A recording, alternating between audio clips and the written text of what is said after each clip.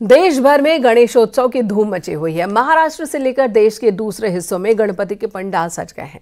लोग गणपति को अपने घरों में ले आए हैं और इसी पर दिखाते हैं आपको ये बहुत ही खूबसूरत रिपोर्ट।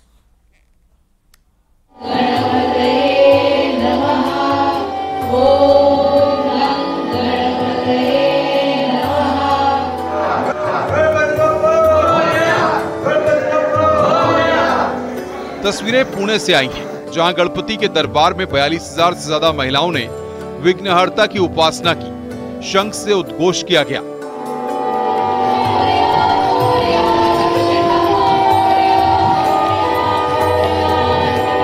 पुणे में बसते हैं श्रीमंत दगडूशेठ हलवाई गणपति मंदिर।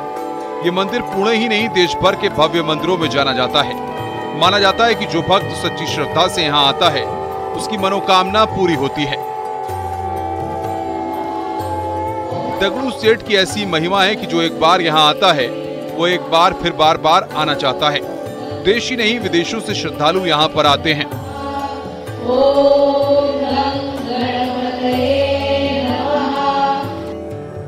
वहीं मुंबई में लालबाग के राजा की अलग ही महिमा है। जब से लालबाग के राजा ने दर्शन दिए हैं, तभी से भक्तों का यहाँ अंबार लग रहा है।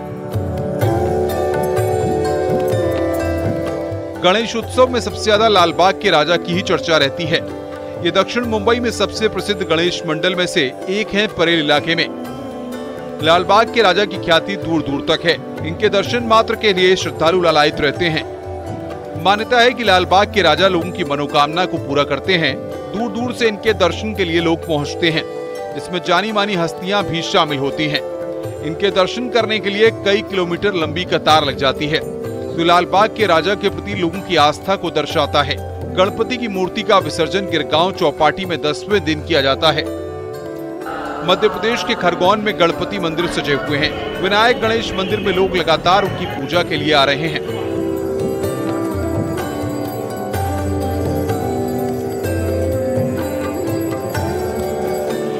चंदौसी में रिद्धि सिद्धि के दाता भगवान गणेश की भव्य शोभा यात्रा निकाली गई। 30 से ज्यादा झांकियां शोभा यात्रा में शामिल हुई। शोभा यात्रा के दौरान हजारों लोगों की भीड़ उमड़ी। शाहजहांपुर में गणेश चतुर्थी की देर रात गणपति की स्थापना की गई। बड़ी संख्या में लोग पहुंचे। आरती के साथ भगवान गणेश से आशीर्वाद लिया गया।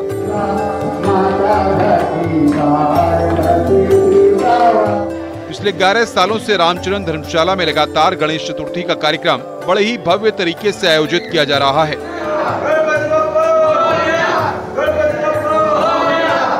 वहीं संभल में हिंदू मुस्लिम एकता की मिसाल देखने को मिली है, जहां मुस्लिमों ने भगवान गणेश को 3 कुंटल का लड्डू चढ़ाया है।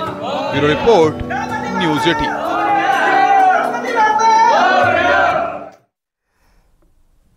और अब बात मेक इन इंडिया से बदलते भारत की तस्वीर की। देश ने रक्षा के क्षेत्र में एक और अहम कामयाबी हासिल की है। डीआरडीओ ने अग्नि-4 मिसाइल का सफल परीक्षण किया, यानी कि इसकी एंट्री से सेना की ताकत कई गुना बढ़ गई है।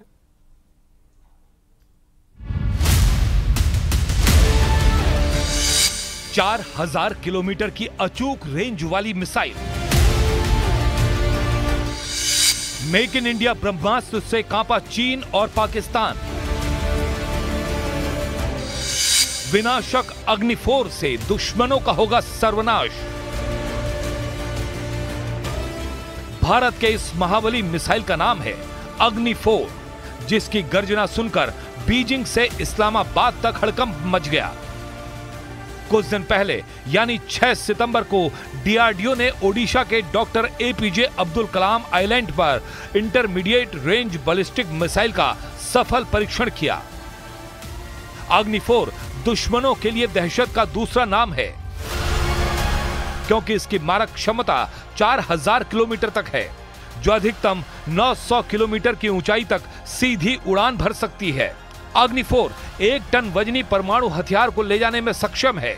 यही नहीं, इसकी सटीकता 100 मीटर है, यानी हमला करते समय यह 100 मीटर के दायरे में आने वाली सभी वस्तुओं को खाक कर देती है। अग्नि-4 ने अपने टेस्ट में सभी मानकों को पूरा किया है। डीआरडीओ के मुताबिक अग्नि-4 मिसाइल 3000 डिग्री सेल्सियस का तापमान सहते हुए वायुमंडल के अंदर प्रवेश कर सकती है। यानी इसका इस्तेमाल भविष्य में अंतरिक्ष में हमला करने के लिए भी किया जा सकता है। मतलब मेक इन इंडिया के इस ब्रह्मास्त्र से सेना की ताकत कई गुना बढ़ गई है।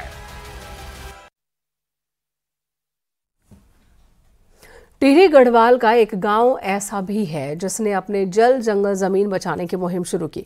आखिर ये मुहिम क्या है, किस तरह से इसे चलाया जा रहा है, इस रिपोर्ट में हम आपको दिखाते हैं। टिहरी के नरेंद्रनगर विधानसभा का कठूड़ गांव अपनी प्राकृतिक सुंदरता और खेती के लिए मशहूर है, जिसके चलते प्रॉपर्टी डीलरों की इस पर पहले से ही नजर रही है। कुछ वक्त से कठूड़ गांव में जमीन खरीद फरोख्त का धंधा जोरों से उठा और गांव की करीब 18 से 20 नाली जमीन बाहरी लोगों ने खरीद ली है। वहीं गांव वालों ने आरोप लगाए हैं कि उनके रास्ते बंद कर दिए गए हैं और जल स्रोतों पर भी कब्जा कर लिया गया है। लिहाजा गांव के लोगों ने मीटिंग कर बाहरी लोगों को अब जमीन नहीं बेचने का फैसला लिया है। जो जमीन बिक चुकी है उनको हम निर्माण कार्य नहीं होने देंगे। आगे हम जमीन जो बेचेगा, जो बिचौलिया है उसके ऊपर कार्रवाई होगी, प्रशासन ऊपर हम कार्रवाई करेंगे। जहाँ तक हम धरना प्रदर्शन करेंगे, चाहे हमारे गर्दनें कट जाए। जमीन हम तय बोले हूँ कि बेचा तुम बेचा, हमने नहीं बेची। अब हमारा रास्ता बंद होना, अब हम लोग बेटी जान कखन अपना कट लो, हमारा तो रास्ता बंद होना, वो हमसे काट दिला था। अब हमने क्या करना है, यहाँ का मतलब मुँह से रोक दिया, हमारा रास्ता भी बंद करा लेनी हूँ और हम अब कहीं बाहर जान। ग्रामीणों का कहना है कि भोले भाले लोगों को रुपयों का लालच देकर उनकी जमीन खरीदी जा रही है, जो कि भविष्य के लिए चिंता का विषय है और उसके लिए पहाड़ों में लोगों को जागरूक होने की जरूरत है। पूरे क्षेत्र और जनता की तरफ निवेदन करता हूं कि आने वाला समय हमारे लिए बहुत विकट है और अपनी जल जमीन मत बेचो, हमारे बच्चे कहाँ जाएंगे। ऐसे में देखना होगा कि कठूड़ के ग्रामीणों ने अपनी जल जंगल जमीन बचाने के लिए बाहरी लोगों को जमीन न बेचने का जो फैसला लिया है वो कितना कारगर साबित होता है। टिहरी से न्यूज़ 18 के लिए सौरभ सिंह की रिपोर्ट।